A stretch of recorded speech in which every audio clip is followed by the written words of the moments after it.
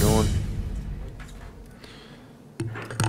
Well, this is certainly not the time to relax or be satisfied. We need to focus on, things that we can do better to improve from our last performance. Regardless of the score, there are still things that we can learn from and improve from.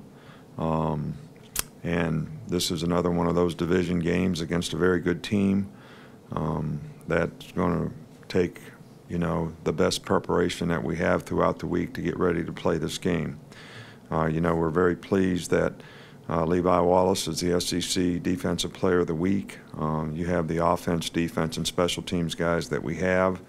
Updates on personnel. DeShawn Hand has just an MCL strain. He will be out probably and very doubtful for at least this game and maybe more. Trevon Diggs has a foot injury, and he'll be, day to day, but also is very questionable for this game. Texas A&M is the strongest team that we've played to this point. If you look at them from a holistic standpoint, they're a very explosive offensive team. They run the ball very effectively. They got really good running backs. Christian Kirk is, maybe the most explosive player, returner, receiver, runner of anybody in our league. Defensively, they're tough to run against. They create a lot of negative plays. They've got good pass rushers. John Chavis always does a good job of playing very aggressive, physical, football. And because of Christian Kirk being a fantastic returner, these guys are very dangerous on special teams. So this is by far, I think the strongest team that we played to this point. All the way around, and certainly going to be a real challenge for us and a test for us in a division game on the road. Okay, we'll start over here with John. You touched on this in the opening statement, but how important is it to guard against, after two games like that, guard against overconfidence? And is that as much a team leader thing as it is a coach thing? Well, I think it's an individual thing. It's a leader thing. It's a coach thing. It's everybody understanding the challenges that we have and how we want to move forward, and you can't look back. And we had 24 hours on the last game, and won't have any impact or effect on the next game, and we need to move on, and everybody's got to get psychologically and physically ready to execute and play good football, winning football in the next game. Come back over on the right side of the channel. Alvin's obviously gotten a boatload of the receptions. Would you like to see somebody, I know you guys have spread it around a lot, would you like to see one guy kind of separate himself as that second option, or are you okay with the way Jalen spread the ball around? No, I think that we want to utilize all the skilled players that we have, and I think that's the best way to use all your weapons. And I think that that's something that we want to continue to emphasize on offense, whether it's the running backs, the receivers, a quarterback, whoever it might be, that gives us an advantage to be able to make plays in a particular situation in a particular game. But I think all the skill guys have made progress and played well, and we have had a few drop balls in the last couple of games, and we'd love to eliminate that. And but we've also made some really good catches. So I think everybody needs to focus on what they need to do to be a complete player at their position, and take advantage of the opportunities when you get them. We're in the middle with Taryn. Hi, Coach. How have you seen the offense play in the red zone, and what exactly are they doing that's making them successful? Well, I think the fact that we have balance and we can run the ball probably helps. We use tempo down there to help us get the other team off guard a little bit. It was obviously one of the things in the offseason that we wanted to do better on both sides of the ball, and I think we have made some improvements, but I think teams will make it more difficult for us to run, so we're going to have to be able to be effective in the way we throw the ball down there as well. In the back with Cecil. Coach, you were able to use J.K. in the long field goal situation. From what you've observed of him in practice, how far out would you be comfortable with his range? You know, he has a really strong leg. I don't. We usually define the yard line every week based on the wind conditions and that type of thing, but probably 35 to 38 yard line, something where the ball is there, whatever that makes it. Come back over here with Mark in the front. On Ronnie Clark's touchdown, we saw a lot of players get excited for him. Just what are you thinking when you see a guy who's worked hard, battled injuries, but sort of stuck to it, when you see him get some opportunity to shine like that? Well, Ronnie Clark has been, you know, to me, the consummate, ultimate great story about any program and what college football should be all about. Here's a guy that has done everything that anyone could ever ask as a teammate and contributed to the team in whatever way he could, regardless of how much accolade that may have brought him. And I think every player on the team respects that and understands that, and I think every coach, including myself, you know, respects that and understands that. So when a guy has an opportunity to score a touchdown, I think a lot of people were very, very excited for him. So excited that we really could have got a penalties because guys ran out on the field without their helmet on. So we caught a break on that one. But we were really, really happy to see Ronnie have a positive self-gratification for all his dedication, hard work, and commitment to the program and the team in every way that he's been able to contribute. In the middle there with Michael. You went back to see the hit on DeShawn Hand. What were your thoughts on it? Was it legal? And yeah, it was legal. It was just guy, you know, cut him. You know, if it's illegal, we should eliminate cut blocking. You know, I've been an advocate of that for a long time, but you're allowed to cut. It was a legal block. So until somebody changes the rules, there's nothing illegal about it. Come back over here to Reiner, right next to him. Obviously, you guys have used some of the DBs to blitz. You've used the running backs as receivers. How much is your philosophy and coaching strategy based on putting the personnel and maximizing your best personnel and using them in different ways? Well, I think that's a big part of it. You don't ever want to ask players to do things that they can't do.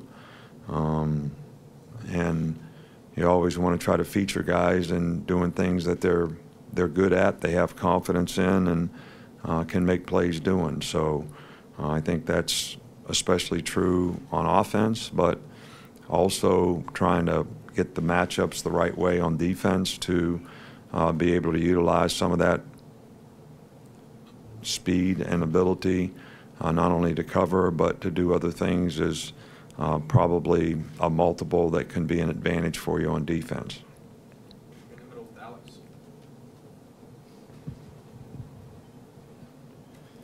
Just curious, how much has the offense kind of evolved and opened up a little bit in the last few weeks, and just how have you seen Jalen adjust to kind of some more opportunities to read and make those adjustments? Well, I think Jalen has really developed very nicely through the course of the season. One of the things he did in this game, which we've been working with him on, is even when he scrambles to keep his eyes downfield, and actually did that on several occasions. And one of the balls, Robert Foster jumped up to catch and got pushed out of bounds. Another one, Ruggs dropped. But those are two occasions where he scrambled and kept his eyes downfield and found an open receiver and made a good throw. And I think that can be a tremendous compliment to, his running ability and his scrambling ability. But I think from a drop back standpoint, from a timing standpoint, we missed a few throws in the game.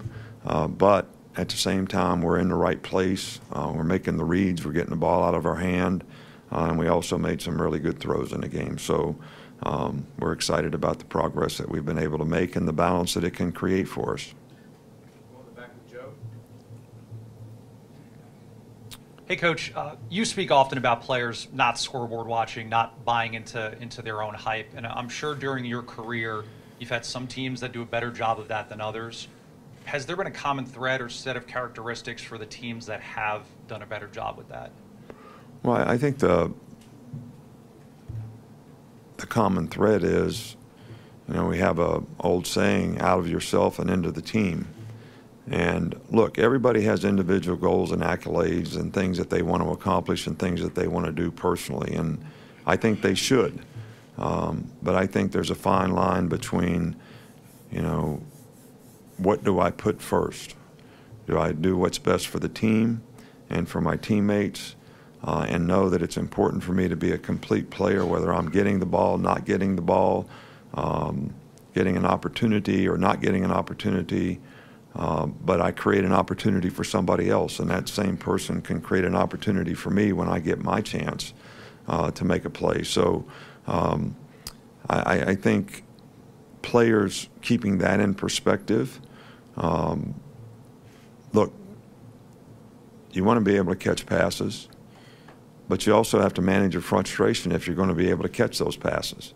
So you got to be able to stay focused on what you got to do to get open in the process of things that you need to go through and accomplish in preparation, so that when you get in the game you can play fast and be confident and have an opportunity to make plays.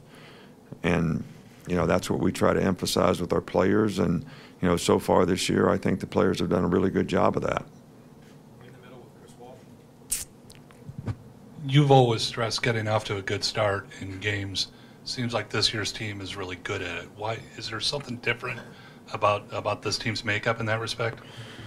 No, I think you always want to start fast and finish strong, but you also want to play for 60 minutes in the game. And I think, you know, a few times early on we started pretty well in the game, but we kind of didn't sort of sustain it in the game, and that's something that we've been emphasizing with this team and we'll continue to emphasize, so that we can play for 60 minutes. I mean, you know, you look at games, teams ahead 41-10, the team we're playing this week, and ended up getting beat.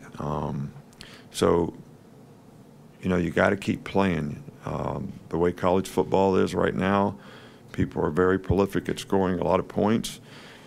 You got to keep scoring on offense. You got to keep moving the ball on offense. You can't relax. You can't not pay attention to detail, and you got to keep playing well on defense and keep making plays for 60 minutes in the game. A couple more. We'll start here with Dwayne. Just to follow up on that, Coach, when you have a loss like A&M did in the opener, and obviously it drew a lot of criticism, but they bounced back from that.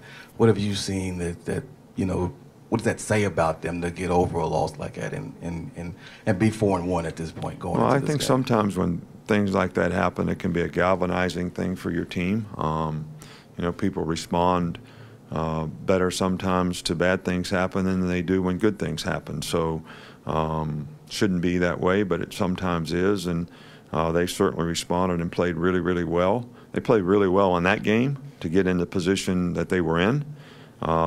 So they have continued to play well, run the ball, have great balance, do what their players can do, and they're very aggressive and physical on defense. So this is a really good team. We'll finish up in the back with Neil. Coach, you stopped by 10-year-old Aubrey Nicholas in pregame Saturday to give her a kiss. She has a brain tumor. You also met the family of little Cam, who died of cancer last Friday. What does it mean to you to offer encouragement to these families? Well, we have, you know, something that's, I guess it's the compassion that you have. I mean, we always want to try to help children, families that need support in very difficult circumstances. We have a lot of these young people come out to practice and watch practice. I think our players have done a fabulous job of spending a little time, taking pictures, trying to add a little joy, something positive, you know, in terms of encouragement. And, you know, our thoughts and prayers are with all the young people who have tremendous adversity in their life, and especially when it comes to health issues that are real battles that hopefully they'll be able to overcome, and we like to support them every way we can. Thank you, Coach. All right, thank you.